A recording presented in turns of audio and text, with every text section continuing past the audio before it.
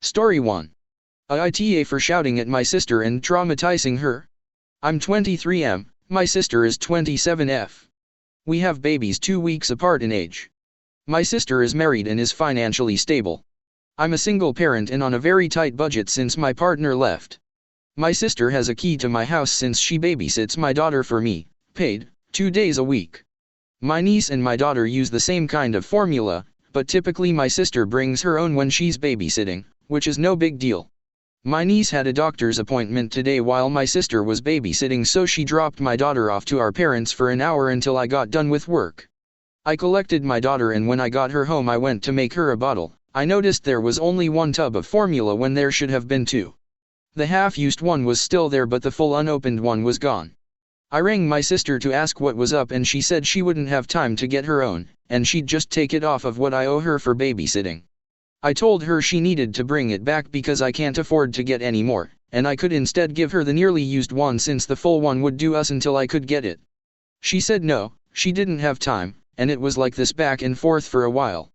I eventually lost my cool, saying she has no idea what my situation is truly like and if she actually gave a shit about my daughter she'd bring it back to me or find a way to get me the money for a new one immediately. I won't lie, I did raise my voice a lot. I was shouting at her. She did end up crying and hung up. She later sent a text saying she wouldn't be replacing the formula, nor would she be babysitting my daughter from this point forward because I should know that a grown man shouting at a woman would cause some serious trauma and she no longer feels safe around me. AITA? Did I go too far with my sister? Redditor comments. 1. NTA what she did was straight up theft. Also, she's known you for 23 years, she's just using group trauma as an excuse for why you're the one in the wrong. If she doesn't want to babysit your baby anymore, it's probably for the best. Doesn't seem like the best idea to trust with a human toddler someone you can't even trust with formula bottles. 2. NTA. Even if it had been a fair trade, she should have asked, or at least told, you. You don't take shit without a word. That said, it wasn't a fair trade, or at least a feasible trade for your situation. She's your older sibling. Yeah, you're a man, but she's the older sibling. Don't think her argument of trauma should apply in this situation. 3. NTA. Your sister is weaponizing and belittling the very real trauma of gender abuse. She's using it to deflect from her literally stealing, yes stealing, the food from your daughter's mouth. She doesn't care if your child goes hungry as long as she isn't inconvenienced herself. She had many other options other than taking your daughter's food. She was too lazy, self-righteous and holier than thou to do the right thing. She owes you the formula and an apology. 4. Absolutely NTA.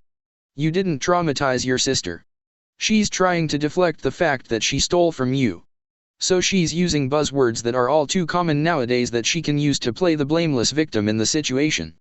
My advice would be to take back the key or change the locks on your house if you can.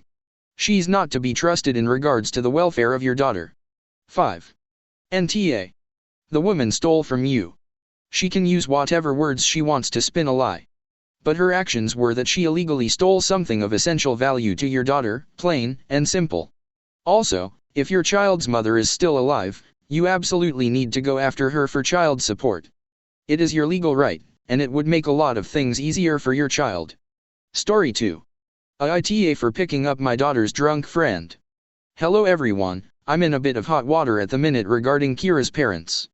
So my daughter Kelsey, 22F, and her best friend Kira, 21F, have been going out a lot lately and partying, drinking etc. since Kira has just turned the legal age and she can go to clubs. All well and fun. I make sure my daughter knows what the risks are of drinking and going out and she doesn't party too hard. I let her know she can always call me if she needs to and I'll pick them up under any circumstance. The same goes for all of her friends and I make sure they at least have my contact in their phone. However, her best friend is a different story.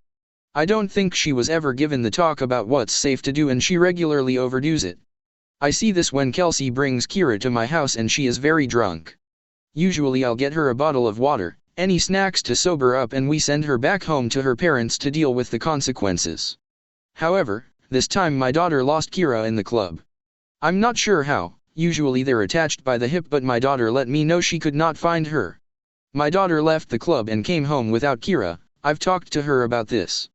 Kira called me about half an hour later, saying her battery died but found someone with a charger. Immediately I left to pick her up. It was quite late and she's sobered up somewhat on the drive, so I took her straight home. Today, Kira's parents informed me that they no longer felt comfortable allowing her to be at my house.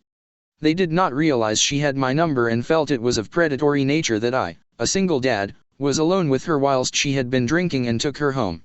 That they did not know why I was alone with her at all and Kelsey should have been with us. I explained that my daughter was separated from her and came home. Because she was still drunk, I let her recover at home whilst I dropped their daughter off to them. I reassured them nothing happened and that the most important thing to me was making sure Kira got home safely and was not taken advantage of in a taxi or by someone in the club.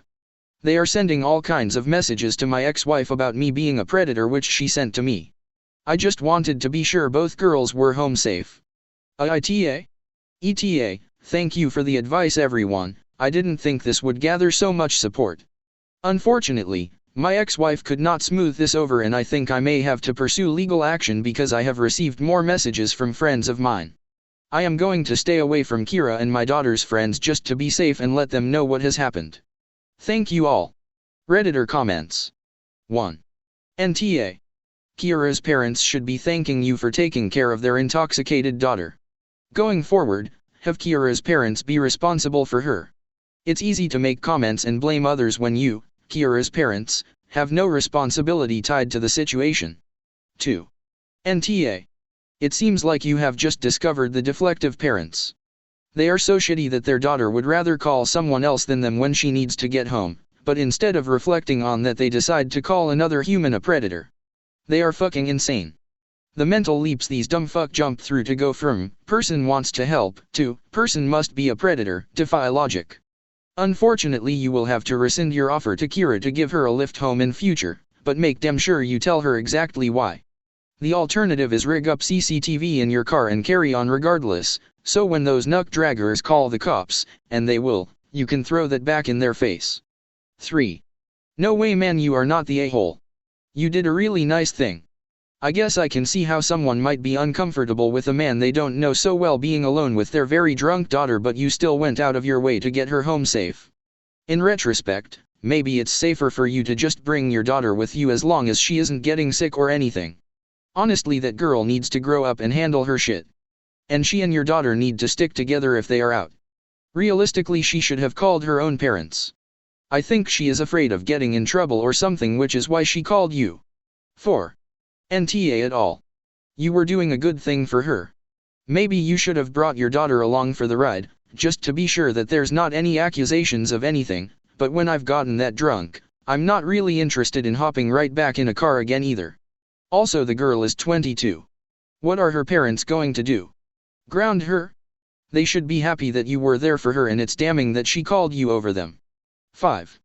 NTA. As a former Uber driver, for a reasonable price on Amazon you can get a rear view mirror that's clips onto your existing mirror that also has a camera to record what happens in the interior of your car. If you are going to continue to offer this to your daughter and her friends, I recommend investing in one to protect yourself and your reputation. Having video evidence not only can protect you from a false accusation, but if useful if you need to escalate things to a potential defamation lawsuit.